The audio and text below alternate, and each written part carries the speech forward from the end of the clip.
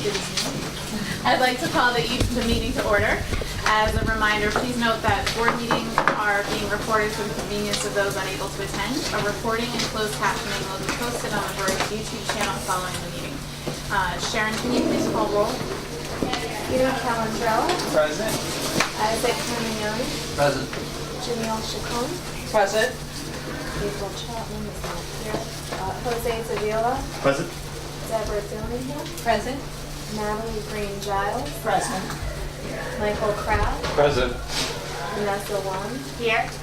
Gary Lennon. Present. John Mathers is not here. Donald Nesbitt. Present. Lindsay Oates. Present. Lloyd Professor is not here. Shannon Rose. And Nicolene Zaria Orestes. We have a quorum. The first order of business is calendar item number 1, noting the minutes of the meeting of the Board of Retirement held on September 20th, 2018. The minutes have been previously provided to the board via the SharePoint site. May I have a motion to consider the minutes from the September 20th board meeting? Thank you, Vanessa. Second? Thank you, Carrie. Please raise your hand if you vote to approve the minutes. Please raise your hand if you vote to not approve the minutes. Any abstentions? The vote passes. Next on the agenda is the Executive Director's update.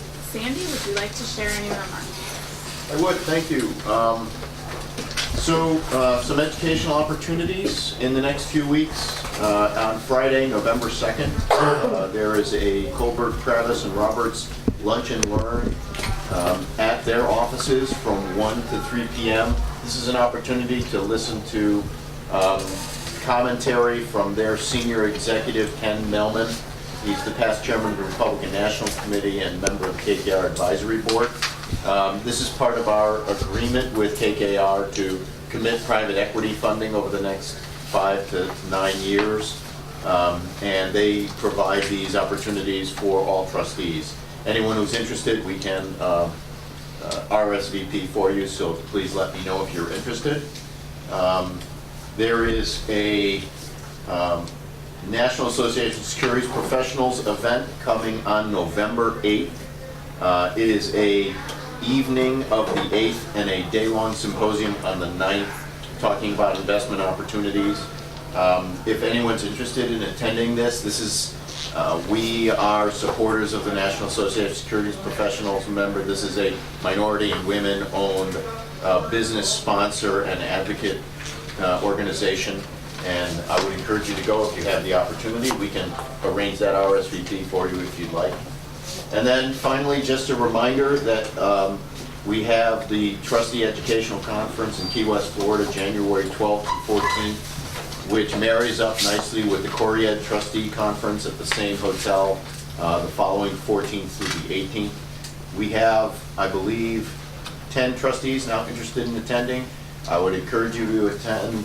Antonio Rodriguez has put together a very strong agenda with guest speakers from law departments, other pension organizations, and CFA Institute. It's a very good program.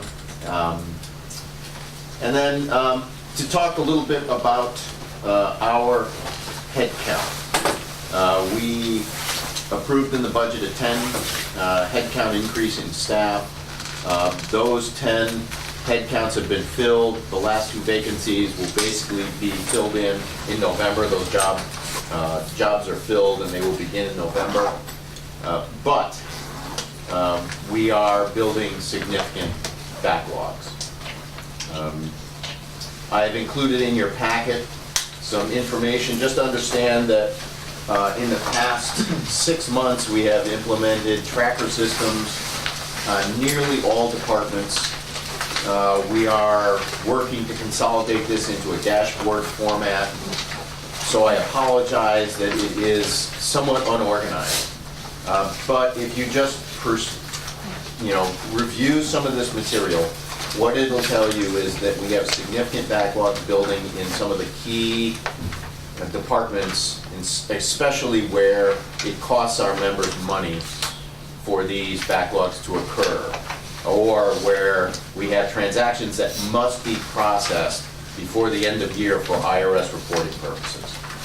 So, With the information here, I mean, this is a precursor to a conversation that we had for the last budget. We need more headcount. It's the practical reality. If we don't get more headcount, we're going to have significant difficulty. What we're doing now in the next few months is surging staff into areas of the most sensitive backlogs, SCP, unprocessed loan payments, and that surge will take away from our membership services. What we expect to do is announce to members that we will no longer, well, we will for a period of time, perhaps 6 months, not provide any counseling to members other than immediate retirements. This is not something we do happily. One of our best, when we survey our members, one of the best things about our organization is our membership services counseling. It is relied upon by many of our members who... Call center cut by half. And our call center will be cut. Communication is cut by half. Yeah. This is, you know, I started talking about this a month ago. This is something we talked about in March, April, May, and June. Mike? Just to be clear, when you say headcount, are we talking about members? That's okay. Call me whatever. When you say headcount, are we talking about members, or are we talking about pulling people from certain areas in order to deal with the backlog? This is pulling staff from existing positions in membership services and our call center to tactically attack operations backlogs. And we've reduced staff already for velocity department. Yeah. 20 staff doing that full time right now. So staff has been further reduced by this. So right now we're not answering about 40% of the phone calls right now. We're cutting staff and that's going to go up. Yeah. There's 3 months to wait right now to see a counselor. Cutting that in half, that's going to double. So that's what we have to do. And is that end of the year business or fiscal year business? Much of it is end of the year business. So we're we get 1099s Up out. against the tight time frame. Yeah. Yep. And this is being created because of the increase in enrollment in membership? Well, I think it's a combination of, you know, this is another thing, this is a repeat document we put in your file, just to understand that as membership has grown over the past 7 or 8 years, staffing is only now responding. And just recall that the staffing increase from 2016 to 2017 largely reflected the elimination of our prudential contract and the onboarding of quality assurance, which is actually still understaffed against our demand. But, you know, this is a staffing level that effectively hasn't changed in almost 10, 12 years. I mean, this is against the transaction volume, which we will, you know, we'll show you again in the CEM benchmark analysis. The last time we reported out for fiscal 2017, we were one of the most efficient systems in the country based on transaction volume. And transaction volume, we have a uniquely high transaction volume compared to our cohort of comparators. And this is just how the city operates. Remember, we are dominated by part-time employees. So there's a lot of transaction volume related to that. Just something to please review, that we will be asking for more staff. We are currently, we will approve tonight a resolution to retain Cushman and Wakefield to help us find new office space. We have 119 people, crammed into 8,000 square feet on the 16th floor at 65 Court. We are probably, well, being recorded, we may be violating OSHA standards. It's very crowded. It's very crowded in there. We are actually clearing out some basement space where we've had old paper files. We're having those removed and destroyed for flexibility in terms of staff. We're looking at temporary space and WeWork a few blocks away in Brooklyn. The reality is we need new space. We need to free up space at court, and we need room to expand. So that's all coming. And the reality is, until we get some of that stuff done, we can't fit people in. But if we get headcount increases, they're going to be hired in the next 3 to 6 months. And you may hear from us very soon about that, a demand for new headcount. So let's talk about something more uplifting and positive. Final financial statements are out. We got an unqualified opinion from Mark Spanik, posted the document on our SharePoint site, you have access to it. When we get the final CAFR published in beautiful color, we will absolutely provide copies. I just wanted to give you some insight into what's happening. And, you know, Sherry was part of the production of these financial statements. Our QPP balance, this is the fiduciary net position, $4.67 billion, up 14%. Primary investment return was 13.14%. Now that's a leveraged return. For people who don't understand how we operate, I can explain that, but the aggregate total asset return was 8.76%. Membership contributions in 2018 fiscal were $40.84 million. Employer contributions are $318 million. Benefits paid were $262 million, which means I believe we are the only system that has cash coming in and not net cash going out. Statutory liability was $5.174 billion. Thank you to the actuary of New York City. Thank you, Sherry. And our net fiduciary position against statutory liability is 90.31% versus 80.81% last year. We may be the best funded system in the city, at least this year. Because the leverage in our system runs both ways. It runs both ways. And that's all for me. Thank you, Sandy. Thank you. Any questions about any of that? Just sorry, one question. We're getting back to the headcount. I remember a couple of months ago we said that we wanted to go and review it 3 months. We wanted to see where we actually stand. And if we're up against a time commitment at the end of the year, we're just getting them hired. We're now looking at 2 months to be able to, be able to fix some of these challenges. And so, is there a request currently that we foreseeable request that we're asking for an immediate headcount, or are you talking about in the next year? This will be coming up probably for the next year. I mean, we'd like to have an answer to where to put these folks, but don't be surprised if next month we make a specific request. But if you approve it tonight, we like that, because interviewing takes a long time, so if you want Yeah. ahead of Yeah. time.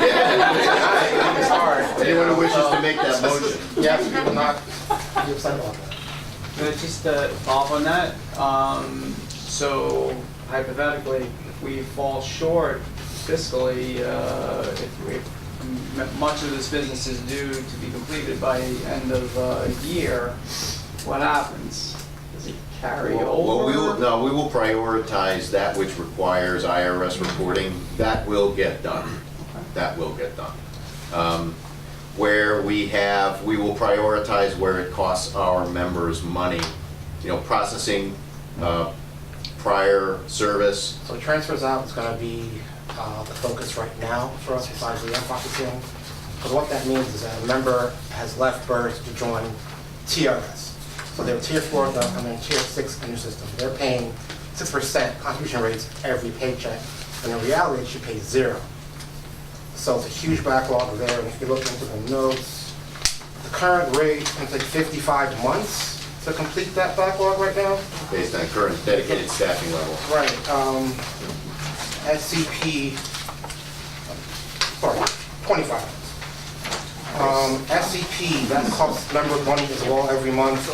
Because the longer it takes you to buy back the prior service, you get charged every single pay period to look back with interest.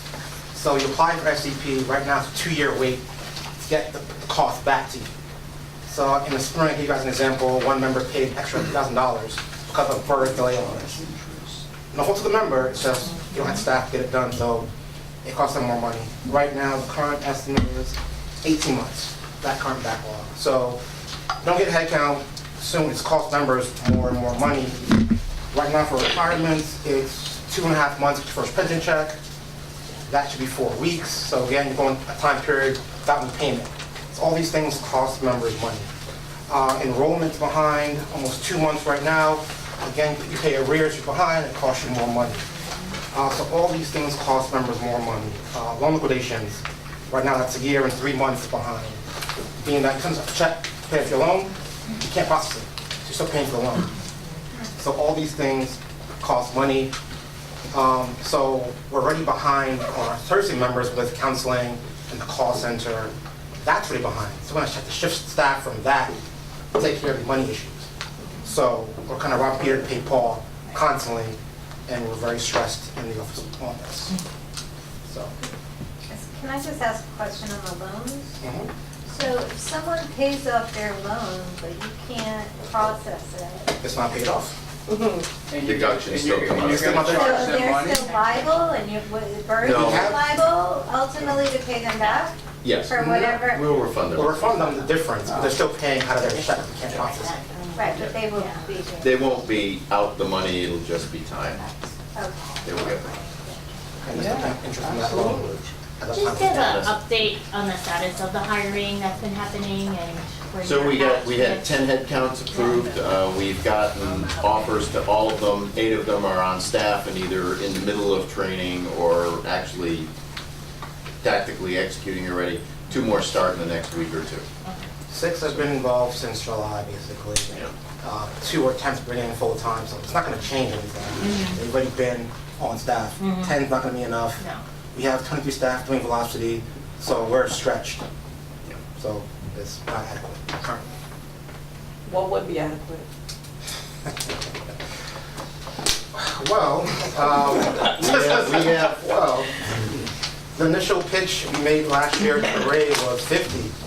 You know, looking at basically, if you go back to historically over the 8-year time period where it was stagnant, but membership rose every single year and no staff headcount increased at all. If the 50 over those years, it doesn't look as bad. It seems a huge jump, but it's really not. And each new member drives multiple transactions down the line. So one new enrollee is 5 years from now. So that's why we're seeing this now. And with Secret Mass, members see their data in real time. So they call more. We have a call center now we didn't have before. So all these things are new. So we need staff. And have you used technology at all to mitigate the call center, email? So we did not have a staff assigned to do email, so we created a communications team to do that in the last year. So that also pulled staff into transactions to create this unit to do that.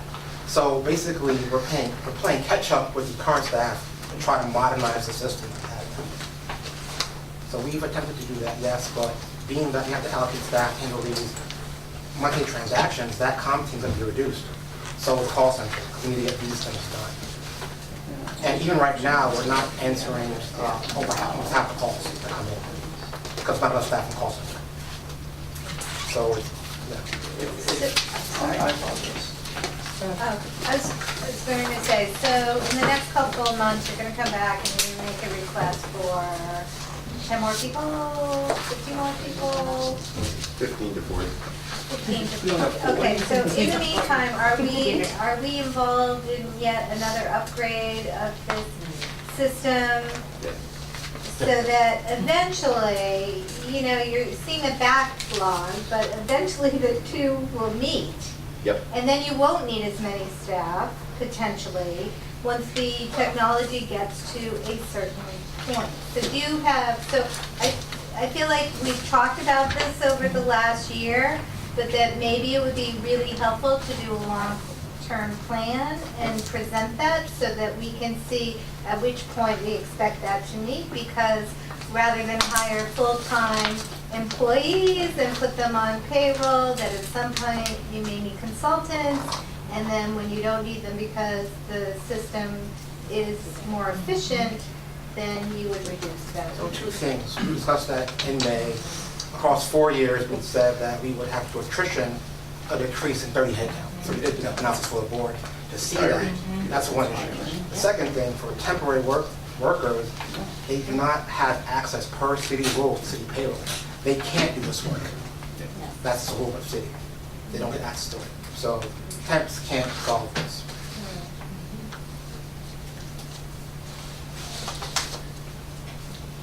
So just to comment, it was that point of the attrition that was the selling point for me, why it would have been sound to take on the whole request earlier, because 4 years out, you're probably going to have replaced, right, and balanced out with maybe an increase of 10 at probably lower salary considering that you're junior. Right. And actually, the analysis actually follows that we're at about 110, right? 23 of those are dedicated to Velocity, our improvement in the computer system, which will go for the next 2.5, 3 years. If we add 40 and then see, in 3 years, Velocity is over and the retirements kick in. And so over the next 5 years, we would expect to see our staff peak at 150 to 116, ease back to 125 to 130, and then depending on whether it drives efficiency, I mean, because you can't commit to that. It should, I think it will, but, So that's that- kind of the plan. That's interesting. When we were at NCPERS and I got to talk to the CEM benchmarking folks, and what their analysis has found with pension funds is technology initially drives an increase in calls because people now know what it is that's happening in their world, generates more questions.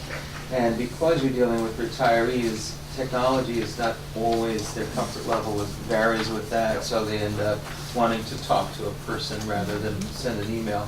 So technology doesn't immediately drive the call center into retirement, it tends to give them more work Our initially. current calls, the number of calls are from retirees, for the data. Retirees make more. And one of we implemented 2 things to help us manage through this process over the next intermediate period. One was, we did enroll in CEM benchmarking. Our fiscal 2018 numbers will be the 3rd year that we have CEM benchmarking, so that we are monitoring how we compare to other systems across the country of similar size. And, we have implemented just organic at the level of departments data analysis before we get data from our upgraded computer system. So before we get that information, we're building it from our own operations, not manually. We're using SharePoint, we're documenting business flows, and that's data you're getting. And we have about 6 months of some of the greatest data sets. Some of them have just been started in the last 3. Over the next year or so, in the next 2.5 years, before Velocity system starts spewing data to us in a more manageable way, we expect to refine this to a point where we will have very strong understanding of what's happening at the individual level at every department. We currently have individual data, but as this database grows, we will have a much better understanding of the workflows and who's actually performing, who's not, where are the pinch points in the process, and how to move people around to manage this flow. I mean, we're seeing it now, which is why we're talking about surging people into specific departments. This is 6 months old, and it's old as part of the database. Some of it's only 3 months old, and it will be continuing to be refined. And like I just said, the technology is creating more work for us. Yeah. Like the call center is less than a year old. It's a work system. We have all the data coming in now we can see. And for the call center, we create a ticket process. When a member calls, they have an issue. It creates a ticket that goes to the units. So that's created new work that didn't exist before. And if you look at this chart, the call center, you can see we have tickets from May we haven't gotten to yet. In October, we have only half done of tickets from call center. We have tickets from May still open, and June still open. So some technology has created more work for us, not less. In our original analysis, price analysis, we also include the barrier or the challenge that you're foreseeing with additional space that's needed as well. So I know we put together an original cost. We budgeted for that for fiscal 2018. Probably see some increases in that cost for 2019 because we are contemplating possibility of moving all our staff out of 65 Court and not leaving our membership services there. But that's something we're judging based on what's available in the commercial real estate spaces and locations. We're hoping to stay close to Court Street so people aren't spread out all over the boroughs to respond to their needs. Because most of them have to come to Court Street, so convenient. So we used up a fair, sorry, I don't want to. No, just to add, like Isaac said last year, that's pretty much why I was pushing for the 25, right, for us to get that done. To be honest, just this week, 2 reps actually came into the BERS office and sat down to see what the members actually experience when they're there. And they just came in to get application. to take back to the members who weren't enrolled. The phone calls that I got from them and the amount of frustration that they had as the representatives was like crazy, right? They said, we waited so long just to get an application, and when the members actually had questions and things like that, we saw the frustration that was mounting up in the room, right? Because they had to wait to see a counselor. I didn't understand what was actually going on there, but then when I spoke to Sandy, and he said that he had to shift membership services in other places to get these things that's backlog done, I said, wow, we are going to need more people there. So I hope as a board we come together to actually get this done. And if there's a plan that they have to bring to us, then that's fine. But I think we all see the necessity and that this needs to get done. So I think what I'm hearing is consensus around wanting to revisit the long-term plan and remind folks what the long-term plan is, if there's any changes from what was presented earlier this year, so that we all are on the same page moving forward. So we'll propose something in November board meeting. So let's keep moving, because I know we don't want to have the rest. We don't want to run out of time here. We gotta. But that was obviously an important debate. Okay, thank you, Sandy, and thank you for your participation in that conversation. The next item on this evening, I'm going to try to read really quickly. The next items on this evening's agenda are calendar items 2 through 17. The ordinary business of BERS. Is there a motion to consider calendar items 2 through 17? Thank you, Vanessa. Second. Thank you, Isaac. Sharon, can you please tell us about the ordinary business of BERS? Sure. These are all the retirements, refunds, and death benefits process since the last time the board met. Thank you, Sharon. We will now vote on these items. Please raise your hand if you vote to approve calendar items 2 through 17. Thank you. Any abstentions? Any opposed? Nope, the motion carries. Thank you. The next item on tonight's agenda is calendar item 18, authorization to enter into an agreement with Cushman & Wakefield, as Sandy mentioned, to provide real estate advisory services. Can I have a motion to consider this item? Thank you, Donald. Second? Vanessa, thank you. Sandy, can you give us some background on this, please? Sure, we conducted competitive procurement through RFP. We had numerous responses. Cushman & Wakefield was the most cooperative, the most helpful, and the least expensive. It will cost us $20,000 in a fee. They will help us move when we move. We are hoping to sign this and start looking at potential options in the next few days. Great. Thank you, Sandy. Are there any questions or comments from the board regarding this resolution? Let's vote. All in favor, please raise your hands. Any opposed? Any abstentions? Thank you, Peter. The vote carries. The next item on tonight's agenda is calendar item 19, authorization to enter into agreement with Baker Tilly Virchow Kraus LLP to provide internal audit services. May I have a motion to consider this item? Thank you, Vanessa. Second. Thank you. Sandy, can you tell us about this item? Yes, so we have not had an internal audit function since I started. We are going to staff it up. We had a competitive RFP procurement process looking for an outside third-party audit advisor contractor. Baker Tilly won that. It will include an evaluation of risk management, a risk register, internal audit planning, execution of selected audits. They're going to provide us interim staff to help us staff internal audit. We will revise and update our internal audit charter and present it for board approval, and also evaluate our current governance processes and provide recommendations for improvement. We have one of our most senior operating staff, a day as a Philly, who will manage this group, and it will run internal audit, and this is something we need. And the reality is internal audit works for this trustee board. Required by law. Yep. Okay, thank you. Are there any questions or comments about this resolution? All right, let's vote. All in favor, please raise your hand. Any opposed? Any abstentions? The vote carries. Thank you. The next item on our agenda is calendar item 20, authorization to commit funds for the provision of systems maintenance services for the Board of Education Retirement System. May I have a motion to consider this item? Thank you, Vanessa. Second. Thank you, Donald. Daniel, can you tell us about this resolution, please? Sure. So CPAS is now live. This is the first year payment with ViTech. We're going to pay for it. Sounds like a good plan.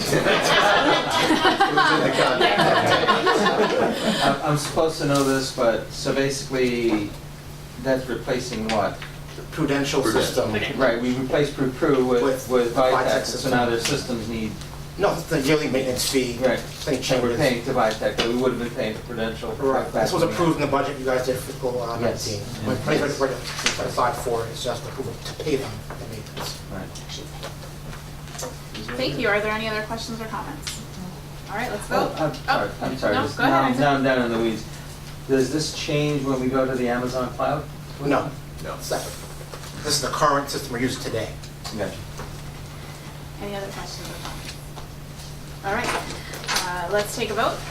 All in favor, please raise your hand. Any opposed? Any abstentions? The vote carries. The next item on our agenda is calendar item 21, authorization to enter into an agreement with Ford Gotcha. Thanks. That's Ken, it was not the other day, right? To provide advisory services, can I have a motion to consider this item? Thank you, Vanessa. Second? Thank you, Peter. Antonio Rodriguez, excuse me, Director of Investment Strategies at BERS is here to discuss. Absolutely. So one of the commitments I made to you all at the last board meeting was to make sure I got information to you all in a way that is best for your decision making. I think there's been an explosion in the number of firms that are able to integrate your policies, the decisions that you make, our monitoring, and document management into a kind of an integrated system that takes away a lot of the flat files and kind of manual entry that would be necessary. But being able to kind of look through and see and develop a plan for kind of what either integrated or kind of open architecture system is going to take some time. And as a department of one person so far, looking for somebody to kind of help in developing that assessment. Thank you, Antonio. Any questions or comments from the board on this? All right, let's vote. All in favor, please raise your hands. Any opposed? Any abstentions? The vote carries. The next items on the agenda are the investment items. Can I have a motion to enter executive session? Thank you, Vanessa. Second. Thank you, Donald. All in favor? Thank you. Any opposed? Any abstentions? The vote carries. We are now in executive session. Please turn off the camera. We're back in public session. Sharon, can you report on the board's actions during the executive session? Sure. During executive session, the board voted to adopt the following items. Calendar item 22, authorization to the controller to commit a portion of the mortgage fixed income portfolio. Calendar item 23, authorization to the controller to add U.S. mortgage strategies to the pool for potential future use. Calendar item 24, authorization to the controller to proceed with the private equity annual implementation plan. Calendar item 25, authorization to the controller to proceed with the real estate annual implementation plan. And calendar item 26, authorization to the controller to proceed with the infrastructure annual implementation plan. Thank you, Sharon. The final item on this evening's agenda is noting the issuance of GASB 7475 report and the GASB 6768 report from the Office of the Actuary. Can I have a motion to discuss? Thank you, Vanessa. Second. Thank you, Donald. Sherry Chan, our actuary, is here to discuss. Sherry? Thank you. So there's two reports. GASB stands for the Governmental Accounting Standards Board. So these reports are on an accounting basis. They're not on a funding basis. So this does not affect the funding, pension contributions that is usually brought to this board at the beginning of the calendar year. So there's two reports, as Lindsay had said. One is the 6768 report that has to do with accounting disclosures for pension. And the other report is 7475. Those are GASB statement numbers. That is for post-employment benefits other than pension, so it's mainly healthcare. It is posted on the actuary's website, it's nyc.gov/actuary. Both reports are there.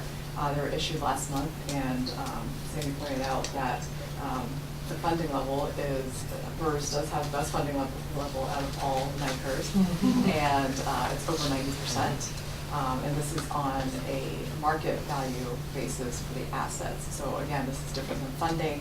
For funding purposes, the funding ratio is different. We use the actual smooth value of assets for funding purposes. All right. Thank you, Sherry. Any questions or comments from the board? Great. Okay, that concludes our agenda for this meeting. The next regular meeting of the BERS Board of Trustees will be held on Wednesday, November 28th at the Long Island City High School. What's that? Close to home? Culinary It's culinary school. All right, before we break, can I have a motion to adjourn? Vanessa, thank you. Second? Peter, yay. All in favor? Thank you. Any opposed? Any abstentions? Thank you. Okay, we are adjourned. Good night, everyone. Thank you. Does everyone